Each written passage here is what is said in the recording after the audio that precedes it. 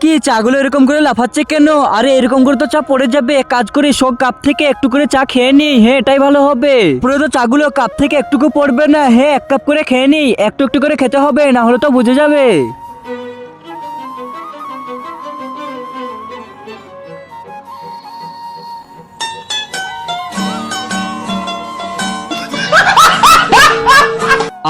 একটু একটু করে খেয়ে তো আমার এক কাপ চা খাওয়া হয়ে গেল। আরে রোহিত কোথায়? আরে এই দেখ বন্ধু, সবার জন্য চা নিয়ে এসেছি।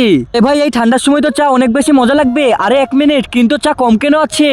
কিন্তু তার আগে আমার এই ভিডিওটা দেখে যে লাইক সাবস্ক্রাইব না করবে তাদের মোবাইলটা যেন হাত থেকে পড়ে গিয়ে নষ্ট হয়ে যায়। আর যারা লাইক সাবস্ক্রাইব করে দিবে তাদের মা বাবা যেন অনেকদিন বেঁচে থাকে। তাড়াতাড়ি ভালো বাচ্চারা লাইক সাবস্ক্রাইব করে দাও। আরে কালকে যখন তুই নিয়ে এসেছিলি তখন তো কাপ ফুল ছিল। হ্যাঁ, তুই ঠিক বলেছিস। আমি যখন নিয়ে এসেছিলাম চা তো ফুল ছিল।